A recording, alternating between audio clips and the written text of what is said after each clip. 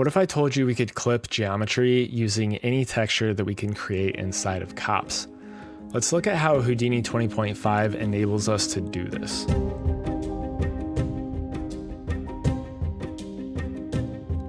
So as always, this project file will be available on Patreon, so if you want to grab it, you can do so on there. But let's drop down a SOP create, let's dive inside, and let's drop down a rubber toy, or really any geometry that we have some UVs on so that we can use it inside of COPs. I'm going to drop down a null as well, and we're going to just call this out geo, and then I'm going to drop down a COPnet so that we can dive inside there. So let's drop down a SOP import. Actually, let's come back up here and select our null here. We're going to copy that, dive inside, and we'll use external SOP on our SOP import and just paste the path to that geometry. Then we're going to use a preview material. We'll wire in our geometry into the geometry for the preview material. And we just have this white mesh to start off with. Let's drop down a null and we'll wire this into our base color for here. So let's name this null out mask. This is what we're going to be using as our mask to drive our clip. And we can pipe really anything that we want into this, but for starters, I'm just going to use a node from the HouMats release for the utilities release, and that's available on Patreon and Gumroad if you want to pick that up. It's just a position mask. So we can take our position, we need to paste our object path into here, and then we can take like our Y position, for instance, and we get this type of a gradient on our mesh. We can, adjust this however we want and really get, whatever look that we wanted to. So we can, stick with this, I guess, if we want. Let's maybe just make it go something like this. And we can jump back up. Let's come to our clip node now. We'll place that down. Sorry, words are difficult. So by default, this clip node is going to clip based off of an attribute, which is going to be our position. So this is new to Houdini 20.5. This has been updated. And as I said, it's going to use specifically our X position for the clip. So we can play around with this and it's going to adjust where that clipping is actually going to take place. We can fill in that holes based off of the clipping plane. And then we can also just use a different attribute for this if we wanted to. So you could do things inside of SOPs, or you can actually use things from COPs, which is what we're going to take a look at. So we'll do an attribute from map. We'll wire this in here. Let's come back into our COPnet. Let's copy our null here. And we're going to come up here to the attribute from map. Come to our texture map, let's type in OP : and then paste in the path to our mask. So that's going to evaluate whatever node that we point it to. That's what the OP does. Tells Houdini that you want to have it evaluate that node, and it's going to spit out that texture mask, which is going to then allow us to export that to our color attribute or whatever attribute we want. You can see that it's exporting to our color attribute. We got a ramp kind of moving around here. And I'm going to change this attribute from CD to just mask. And then we'll come to our clip node and we'll change our clip attribute to that mask attribute. And because this is going to evaluate based off of a 0 to 1 ramp, because that's what the position mask does, it evaluates from 0 to 1 just to create that ramp.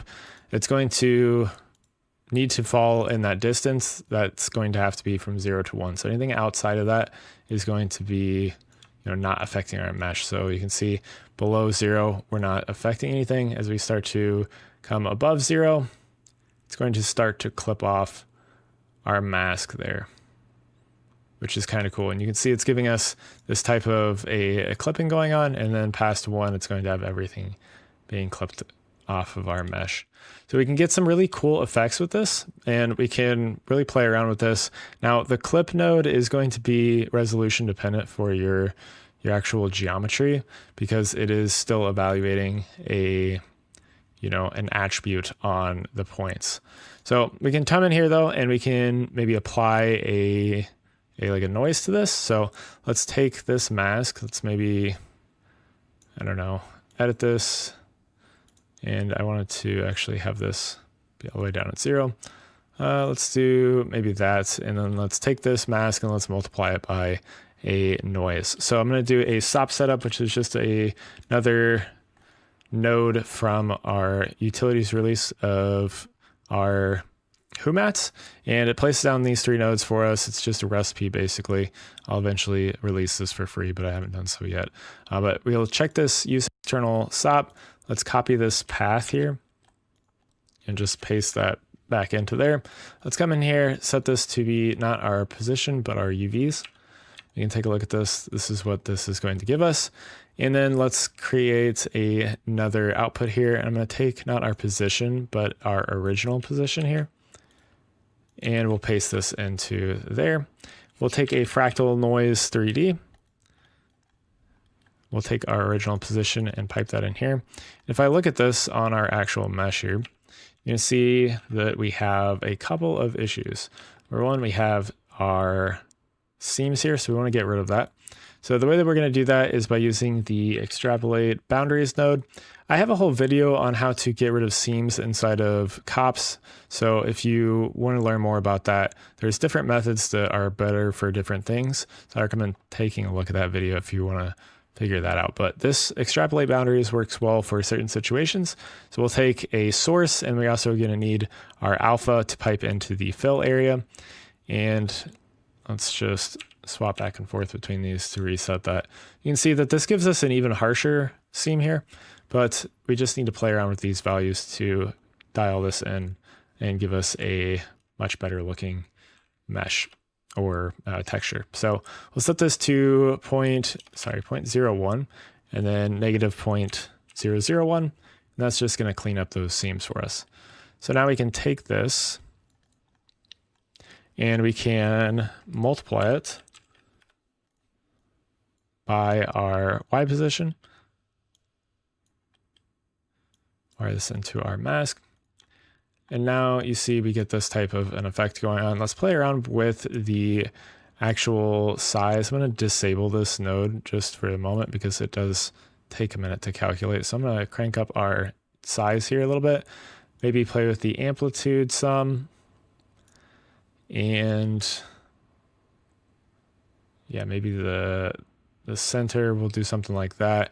We can even play around with the roughness if we wanted to, so we can make it really rough or really not. What am I feeling? Maybe something like this. That's something kind of coolish. And then maybe drop that contrast down just a little bit. And let's bring back that extrapolate boundaries. Now we can dive back in here, come to our clip node, and we can start to play with this again.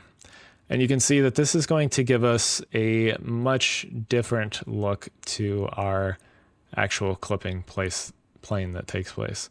So again, this is resolution dependent. So you can see that our mask is getting a little bit of a, pixelated type look to it. You can come in here and just subdivide this. And that's going to give us a little bit of a higher resolution on our attribute from map, but it is going to slow us down with our clip. But you can see that that gives us a little bit of a nicer kind of a clip going on. You can see how that starts to affect our mesh. So we can use this to generate lots of cool effects. You can do all sorts of really awesome things with this. Just something that comes to mind is, growth type of effects. You can use this to generate those. There's lots of different ways to do that inside of Houdini. But this just gives us another option for how we can go about doing that. So anyways, hope this has helped you out. I was a thought that I was helping someone, I was answering a question on Reddit. Someone had posted a question, and this was a thought that came to mind. I'm like, I wonder if we could do that, or how we would go about using our textures and COPs to actually clip our geometry. Figured it was probably possible, and sure enough, it is. So hopefully this has helped you out. Anyways, a project file will be available on Patreon if you would like to grab it on there, as well as the HouMats release for utilities. If you want to grab that, that's available on Patreon as well as Gumroad, so you can grab it on whichever one that you prefer. Anyways, thank you guys for watching and have a good day.